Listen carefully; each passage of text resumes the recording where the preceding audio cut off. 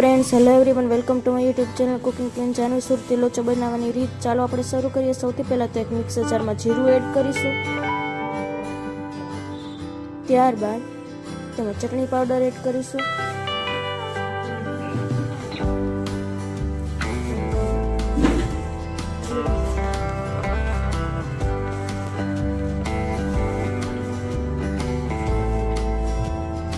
ગરમ મસાલો એડ કરીશું.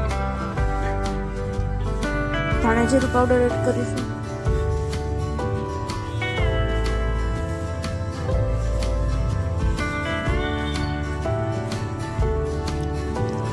સંચળ પાવડર એડ કરીશું.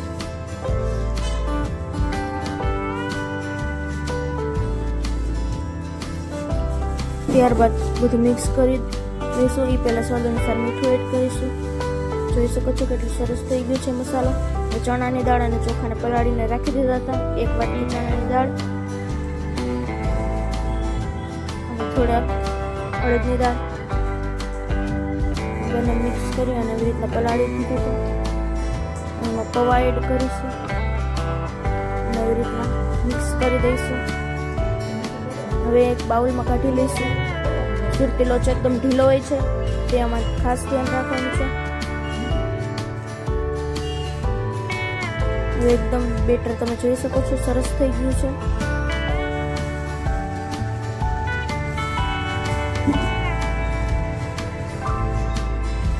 હળદર પાવડર એડ કરીશું પહેલા.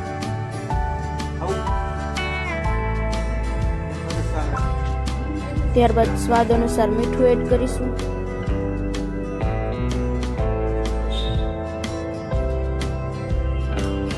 ત્યારબાદ દહીં એડ કરીશું.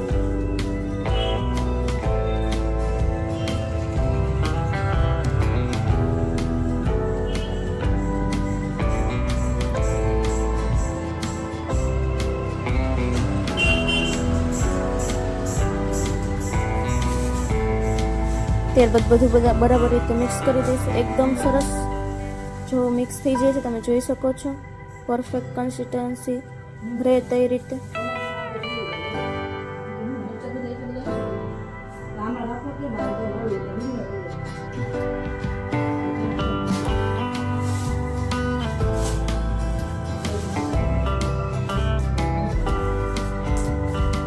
ત્યારબાદ જો તમે જારી પડે છે જોઈ શકો છો. ત્યારબાદ સોડા એડ કરવા હોય તો તમે કરી શકો છો. ત્યારબાદ તેલ એડ કરવાનું. ત્યારબાદ મિક્સ કરી દેવાનું.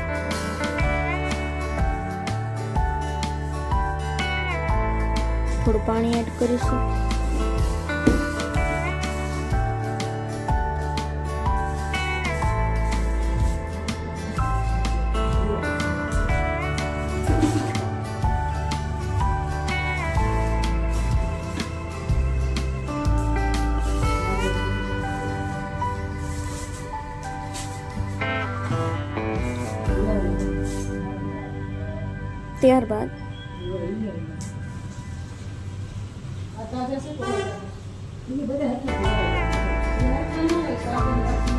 ત્યારબાદ થાળીમાં આપણે બેટરને એડ કરી દઈશું.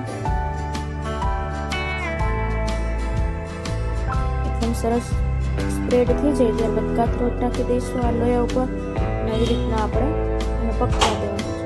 આપણે 10 મિનિટ સુધી રાખી શકીએ છીએ.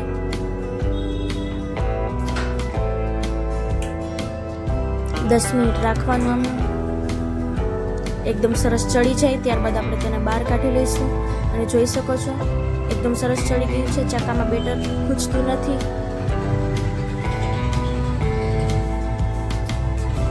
ત્યારબાદ તેમાં માખણ એડ કરીશું. ત્યારબાદ બધા મસાલા એડ કરવાના છે. સૌથી પહેલા તો આપણે ડુંગળી એડ કરીશું.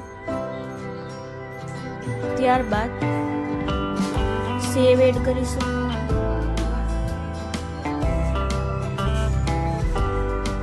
ત્યારબાદ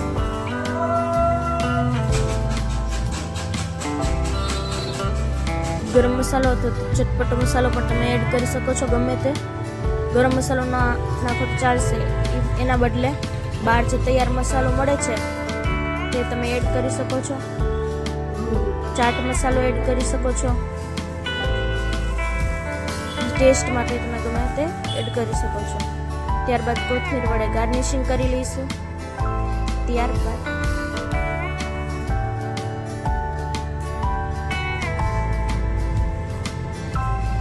સર્વ કરવા માટે સુરતી લોચો એકદમ તૈયાર છે. જો વિડીયો ગમ્યો હોય તો વિડીયોને લાઈક, કમેન્ટ, શેર અને અમારી ચેનલ કુકિંગ ક્વીન જાનવીને સબસ્ક્રાઈબ કરી નાખજો.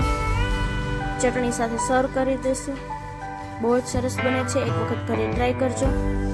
Thank you. આવા નવા વિડીયોઝ જોતા રહેજો અને અમારી ચેનલ સાથે જોડાયેલા રહેજો.